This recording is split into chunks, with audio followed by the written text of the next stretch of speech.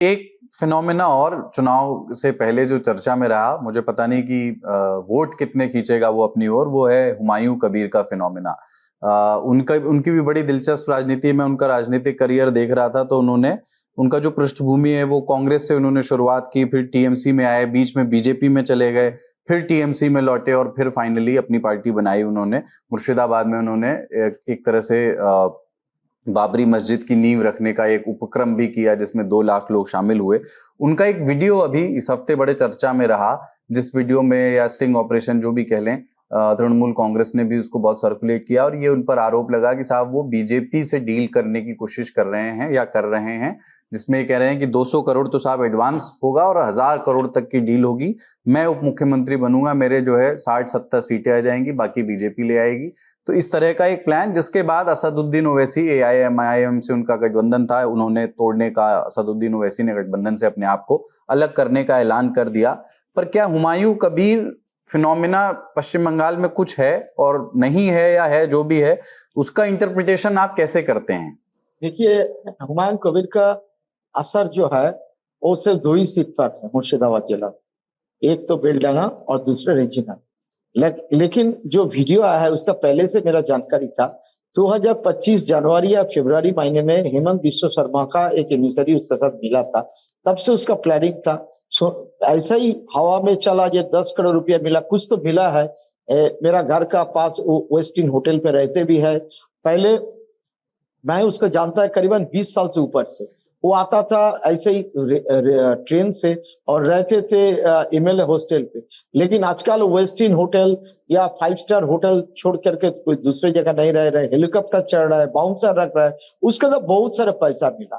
BJP के साथ जो डील हुआ था इसमें तो कोई किसी का साथ पहले भी नहीं था, अभी भी नहीं है। चूंकि एक ही चीज था, जहां वोट का मार्जिन 5 से 10 हजार है, वहां मुसलमान वोट तोड़ो, चूंकि इसके लिए बीजेपी का फायदा हो गया। और जब रिकॉर्डिंग का जो बात है, जो स्टिंग ऑपरेशन का जो बात है, वो वीडियो 101% तक सच है, क्योंकि उसी दिन उसी जगह पर बैठ के वो प्रेस कॉन्फ्रेंस किया था, उसका घर में छापामारी हुआ था, बहुत कुछ हुआ था, वही सब बैकग्राउंड है, सब कुछ वही है। मेरा जितना जानकारी है, बहुत कायदे से स्टिंग हुआ था और स्टिंग का पास रिकॉर्डिंग इन लोग का पास था ही, लेकिन मौके पर उस टीम को सामने लेके आया। लेकिन इसका बाद हुमायूं कबीर का खिलाफ बहुत सारे लोगों का नाराजगी शुरू हो गया। लेकिन इसका बीच में वो बाबरी मस्जिद का नाम पे जितना पैसा इकट्ठा किया है, अगर हमको कोई आदमी कैश देगा 10 लाख, 20 लाख, 50 लाख, तो तुरंत इनकम टैक्स मेरा पीछे पड़ जाएगा। और हुमायूं कबीर की इतना पैसा मिला था, नोट गिनाने के लिए मशीन भी लेना पड़ा और 2 दिन से नोट गिनना पड़ा, लेकिन ना इनकम टैक्स कोई नोटिस भेजा, ना कोई सवाल पूछा है। इसके साथ बीजेपी का इतना अच्छा संबंध है। और आज सिर्फ स्टिंग ऑपरेशन नहीं, वो खुला आम प्रेस कॉन्फ्रेंस करके बताते थे, जे हम अगर 100 सीट जीतेगा और बीजेपी का 90 सीट आएगा तो बीजेपी का सपोर्ट से हम बनेगा मुख्यमंत्री। ये ओपनली कहा था, ऐसा कोई स्टिंग का बारे में नहीं। आप पुराना वीडियो देख लीजिए। और सीधे बोल दिया था कि मेरा, अगर हम तो पावर जाने के लिए आदमी पॉलिटिक्स करता है और कोई अछूत नहीं है। बीजेपी का साथ ममता बनर्जी एक जमाना में गया था, तो हम क्यों नहीं जा सकता है। तो बीजेपी का साथ अच्छा तालमेल था, अच्छा तालमेल है, भविष्य में अच्छा तालमेल रहेगा। और 2019 में वो खुद मुर्शिदाबाद जिला में बीजेपी का MP seat, member of parliament seat का उम्मीदवार थे। अब सोच लीजिए, तो उसका साथ बीजेपी का तो तालमेल है ही है। और ये जब वीडियो सरफेस में आया और शुभेंदु अधिकारी का नाम उठा, कई पीएमओ का नाम उठा, कई आदमी, कई मंत्री का नाम उठा, तो काल मैं देख चुका था। शुभेंदु थोड़ा घबरा गया है, पहले तो बोला एआई जनरेटेड, बाद में बोला उसको जांच करना पड़ा, फिर बोला सुबह इनका साथ मेरा कोई संबंध नहीं है। लेकिन सब लोग जानते हैं कि कहां से कहां हुआ। मुसलमान लोग, मैं मुर्शिदाबाद लोगों का साथ बात किया है, एक तो असर हुए है, दे आर फ्रस्ट्रेटेड। वो लोग सोच रहे हैं हम लोग का साथ एक गद्दारी किया है। लेकिन फिर भी मैं कहता हूं, 2 जो सीट है बेलडांगा और सीट में और रेजीनगर, दोनों सीट में शुभेंदु हुमायूं का थोड़ा पकड़ है, वो पैसा बांटेगा और एक सीट जीत सकता है, लेकिन बाकी सीट पे कोई असर होगा नहीं। प्रभाकर जी, आपका फाइनल कमेंट इसी पर?